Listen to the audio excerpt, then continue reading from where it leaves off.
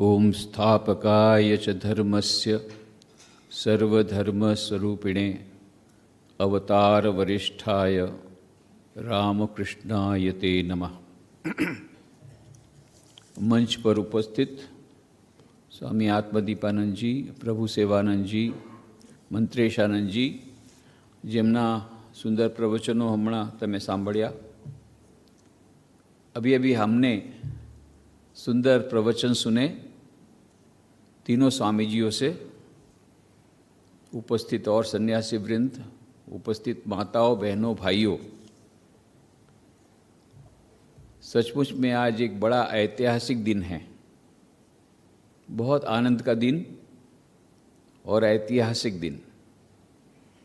आज से ठीक 125 साल पहले 1 मई 1897 स्वामी विवेकानंद जी ने स्वयं कलकत्ता में, अभी कोलकाता जिसको बोलते हैं, कलकत्ता में बलराम भवन में, बलराम बसु के मकान में मीटिंग बुलाई। एक बहुत बड़ा उन्होंने निर्णय लिया कि संघ तो स्थापना करेंगे। इस संघ की स्थापना भी उन्होंने क्यों की?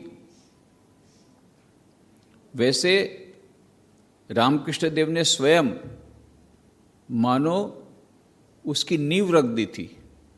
रामकृष्ण मिशन की नींव ये श्री रामकृष्ण देव ने स्वयं रख दी थी। किस प्रकार से? शिव ज्ञान से जीव सेवा का आदर्श देकर के नरेंद्र नाथ को, जो बाद में चलकर स्वामी विवेकानंद बने, जैसा भी आपने सुना। दूसरा, रामकृष्ण मिशन का सिंबल, ये जो एम्ब्लेम है, इसकी डिज़ाइन स्वामी विवेकानंद ने स्वयं की थी। और ये डिज़ाइन में क्या बताया? कुंडलिनी शक्ति, राजयोग और सूर्य ज्ञान योग का प्रतीक, और जल की लहरें कर्मयोग का प्रतीक, और कमल का फूल प्रेम का, भक्ति का प्रतीक, प्रेम योग का प्रतीक। तन्नो हंस प्रचोदयात्। इस प्रकार से चारों योगों के समन्वय से ईश्वर की प्राप्ति होती है। यह श्री रामकृष्ण देव ने अपने जीवन में चारों योगों का समन्वय करके बताया। इसी को स्वामी विवेकानंद ने कहा, रामकृष्ण मिशन के द्वारा ये चारों योग का समन्वय सारे विश्व में ये संदेश फैलाना है, इसलिए रामकृष्ण मिशन का प्रतीक रखा।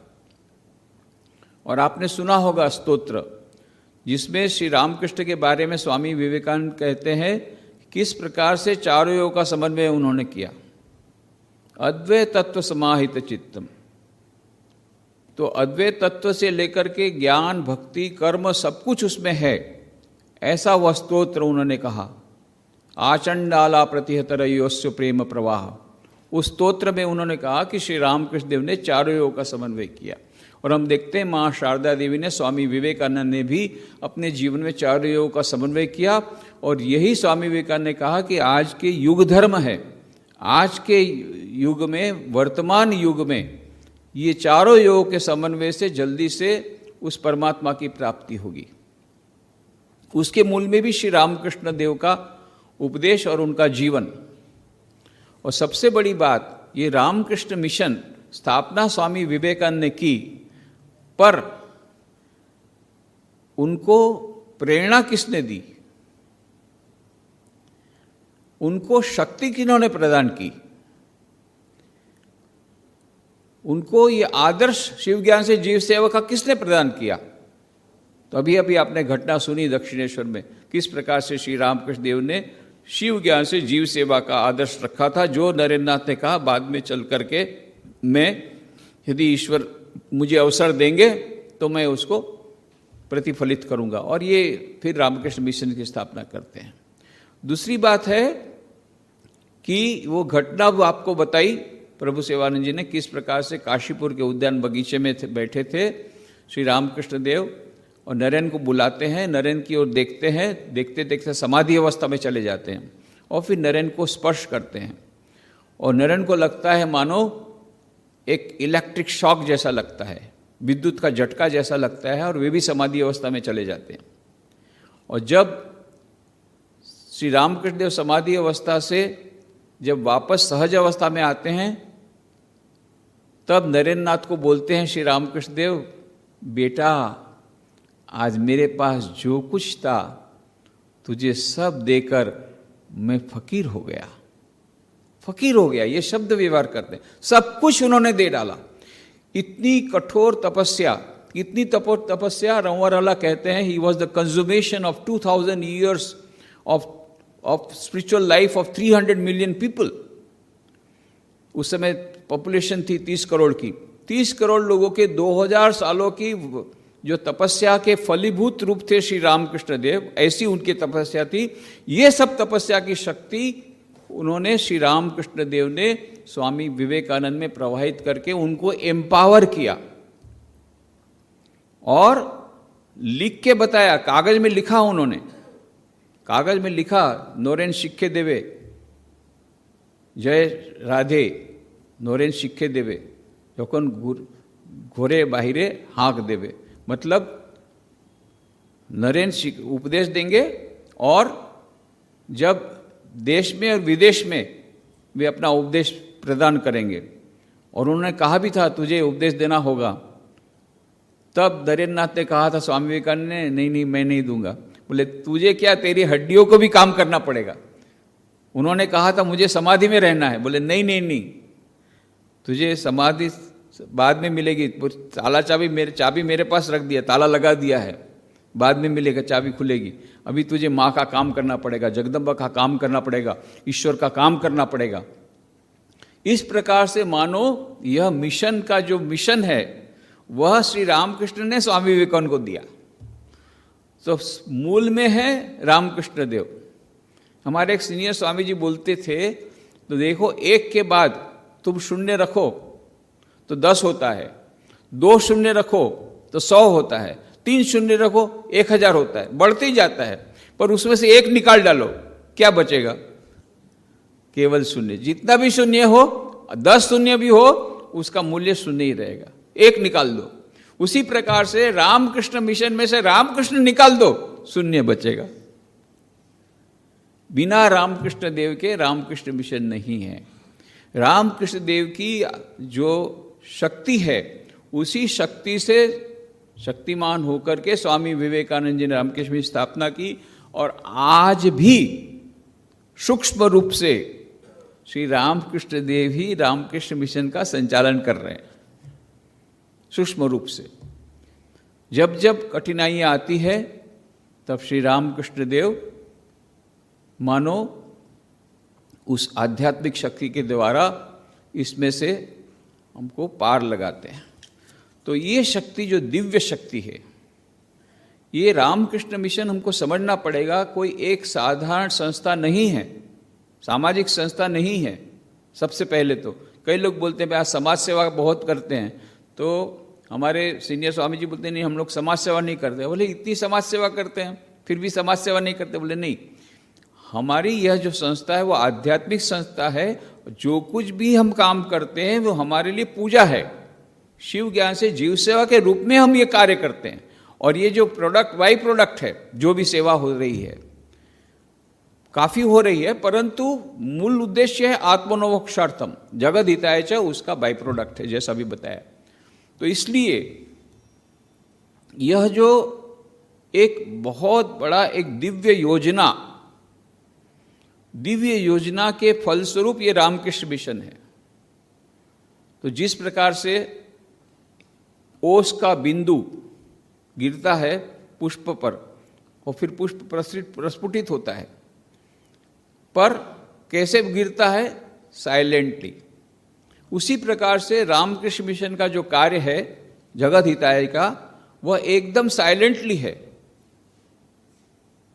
बहुत लोगों को पता नहीं है कि भले यहाँ पर हम लोग कार्य कर रहे हैं केवल शिव ज्ञान से जीव सेवा को उद्देश्य में रखते हुए, और फिर भी कितना बड़ा काम हो रहा है। पिछले वर्ष 2020 और 21 का जो रिपोर्ट था कि 714 करोड़ रुपए का काम हुआ, 714 crores of rupees. Ramakrishna Mission के 265 सेंटर्स हैं, 265 सेंटर्स हैं पूरे विश्व में, 65 विदेश में हैं, 200 भारत में हैं। 14 indoor hospital, 90 outdoor dispensaries, 60 mobile dispensaries, इन सब से 1 करोड़ दर्दियों की सेवा होती है। उसके सिवा पर करीब 2 लाख विद्यार्थियों को एजुकेशन दिया जाता है, man making, character building education, both formal and non formal education के द्वारा। बड़े बड़े rural and tribal development project हैं, झारखंड में हैं, छत्तीसगढ़ में है, अरुणाचल प्रदेश में है। कई लोग ऐसा समझते हैं हम केवल शहर में काम करते हैं, पर हमारा ज़्यादातर काम गांव में है, ट्राइबल्स के बीच में है, पर लोगों को पता नहीं है। तो पिछले साल जो 714 करोड़ रुपए से 452 करोड़ रुपए, 452 करोड़ रुपीस, उसमें ये एजुकेशन में खर्च हुए, जिसमें 2,31,000 विद्यार्थियों को तैयार किया गया। 262 करोड़ रुपीस ये 32 लाख लोगों को हेल्थ केयर के लिए उसमें खर्च हुए, उनके स्वास्थ्य के लिए।